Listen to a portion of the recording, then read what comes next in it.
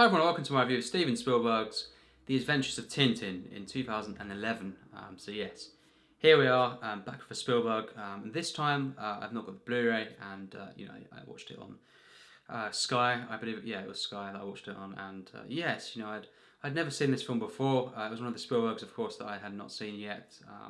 There's a few left, of course, that I haven't seen. Around about 10 actually, including Ready Player One and stuff. And yeah, I'll get to them. And of course, I've been doing some Spielberg reviews. I've been doing the big ones, that I love, and a lot of these are among my favourite films. And this is the one that I'd never seen. I'm not quite as familiar with his sort of 21st century work, as there is only a couple from the 20th century that I've not seen yet. But the 21st century is the ones I've seen quite a lot of these. Quite a lot of these films. Munich, Minority Report, which I have actually picked up recently. And quite a lot of these ones I've never seen. So of course, it'd be really really interesting to see these films. And this one, I didn't think kind of it would be amazing kind of thing or blow me away. And it's a 3D mocap kind of animated film. So yeah, very very different to the sort of animated reviews I usually do. The Ghiblis and stuff. But I don't have anything against per se this type of animation. But it's not my usual kind of, as my true passion. I do prefer the traditional animation and stuff. And yeah, it's an interesting film. It's a collaboration between Spielberg and Peter Jackson, who of course both great talents. Spielberg, of course, the reason I saw the film is because Spielberg directed this, and that's why I've finally got around to this. If he wasn't directing this, I don't think I would have really checked this out. Maybe a few years down the line, but not certainly not this year, and kind of review it really kind of thing, because it's not a film that, as I say, I really was hyped for fully. I thought this would probably be a good film, and we'll get straight to it. It's a good film. It's not better than I thought it'd be, and it's not worse. So it's kind of I went in with sort of reasonable expectations, and yes, I wasn't disappointed really, and I wasn't kind of blown away. So yeah, it's a short review, this one. But yes, Tintin is this young reporter, and voiced by Jamie Bell, and I really like the voice acting in this film actually. Sakharine, Daniel Craig, and yes, you've got Captain Haddock, voiced by Andy Serkis. I will say probably Andy Serkis and his character, that's really the standouts of the film. And that's one of the things that actually saves it at times from being kind of generic, sort of bland, and maybe yes, certainly if he wasn't in the film, it would have had a lot less comedy, kind of charm to the film. But yes, it's in a nutshell, it's a film that moves along quite nicely. It has some really good action, actually, some really really good action set pieces, actually, and kind of just the way it kind of the way it moves, is very very nice and smooth. We'll get to some of the flaws of the film with the actual animation soon, but yes, it's a film where Tintin, of course, our young reporter, basically, without spoiling too much because it's not a spoilers review, he picks up this old model, kind of a ship referred to as the Unicorn, and in the market, and eventually, well, pretty soon after that, there's some people questioning this and kind of seeing if they could buy this off him, and a lot of mystery built up. I really like the way that Spielberg built up the mystery here, and it is just really effective storytelling, I feel. And yes, you've got a really quite enjoyable opening sort of act to the film, although it's at this point it's not really anything more than good slash very good, and really for the rest of the film it never goes beyond that too much. It's a film that is always kind of like this. It's never great stuff for me. It never blows me away. But yes, it is a nice film. It's very charming, and eventually he through the ship basically that stems from this, and he goes on an adventure with some.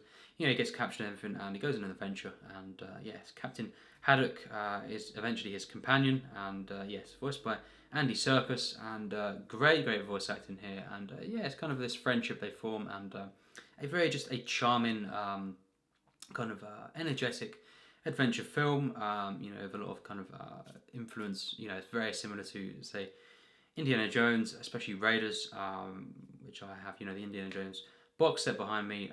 Yes, and it has been noted to kind of be a bit similar to Raiders at times. I actually think the John Williams score, which is of course present once again. You know, it's actually kind of similar at times to some of the Raiders' chase. The actual points in the market and stuff is actually a bit similar. So yeah, I picked up on that, and yeah, it's overall it's a similar sort of thing. You know, kind of.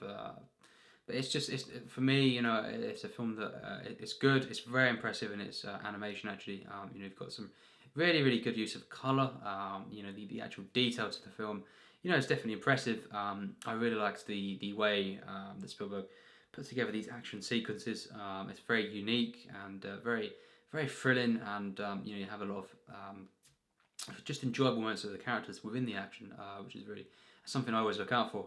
You know, but yes, it was never a film that, as I say, you know, maybe the potential was higher than, you know, what this actually turned out as. It's not a film that, you know, blows me away. I wouldn't say anything really is great in the film too much, other than, you know, maybe some moments, a couple of, you know, glimmers of moments there, here and there, but not truly great. Nothing outstanding really in the film, and yeah, it's a film that, you know, not necessarily every action adventure film like this has to be just good, you know, kind of thing. You know what I mean?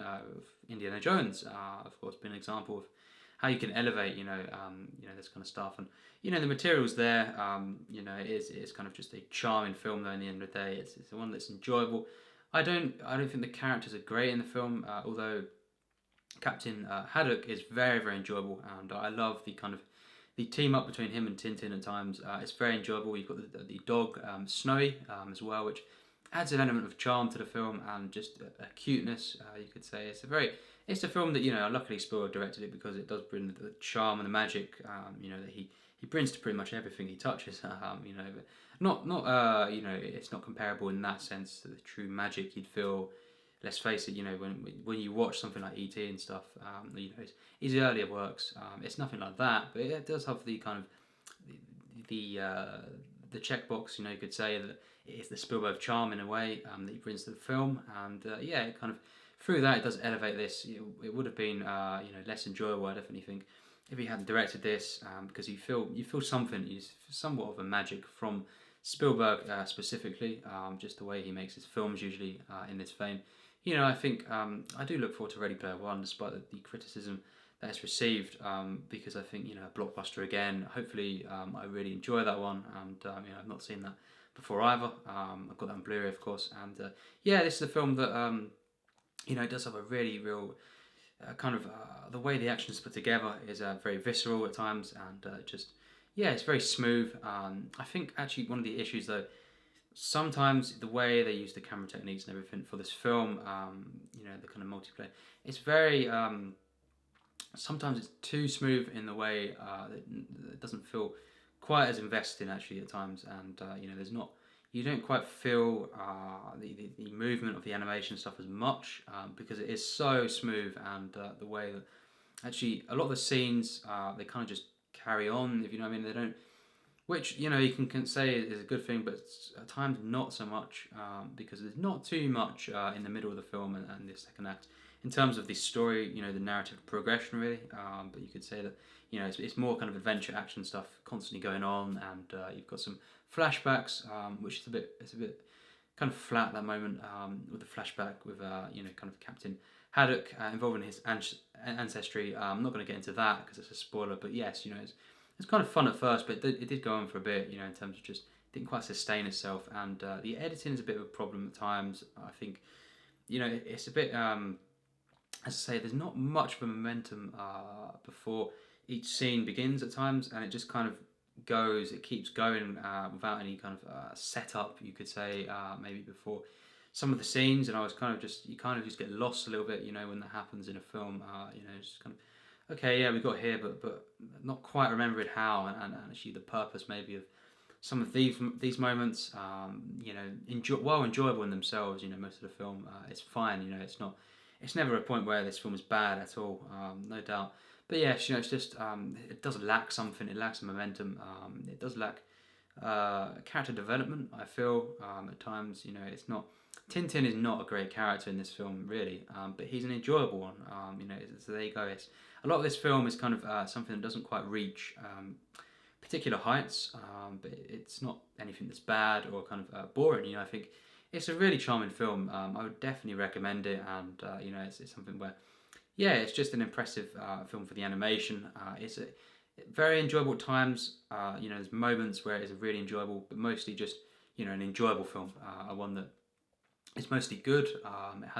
It has some flaws, as I've said, and things. Mainly, it just doesn't reach, you know, great heights, and that's why I have to give it, you know, kind of a good score. Just, you know, because at times it did peter into the kind of, you know, very good status.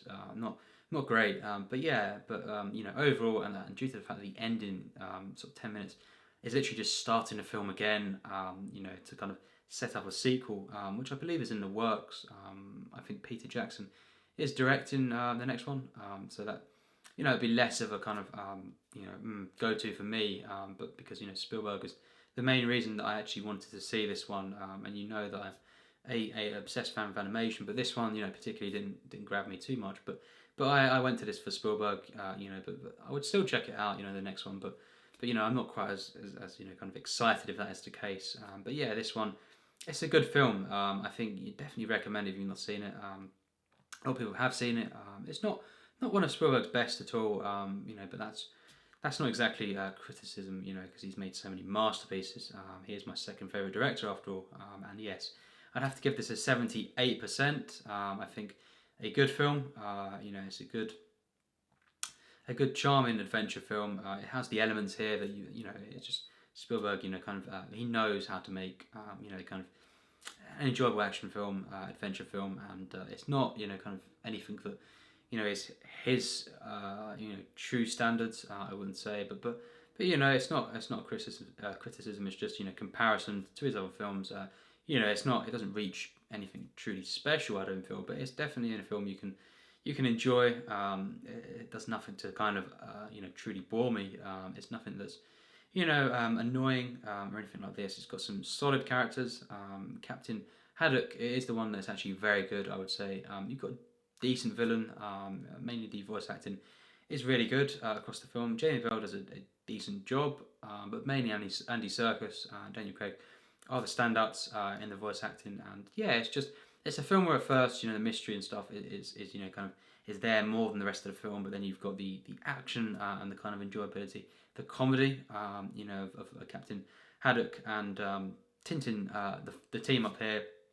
That's kind of more enjoyable in many ways in the second act, and you know, the final act as well, which has some, you know, kind of generic moments as we would expect from a kind of, yeah, final villain fight, of course.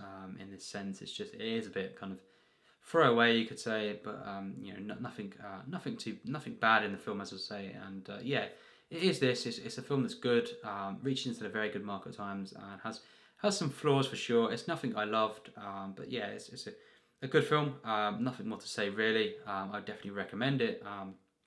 You know, and I think, you know, definitely a commendable film once again from one of the masters, Steven Spielberg. But it's not a film that I would think of. You know, when I think of Spielberg, it's not one of his, you know, his best films or anything like that for me personally. Tintin is a, you know, it's an enjoyable action adventure film with a lot of charm and some magic in there, and yeah, it's kind of a, you know, an interesting mystery that's built up, and it drives the film. Some decent characters overall, and an enjoyable film, definitely. Some impressive animation here, and yes, a film to give a thumbs up to from Spielberg. So yes, thanks for watching my review.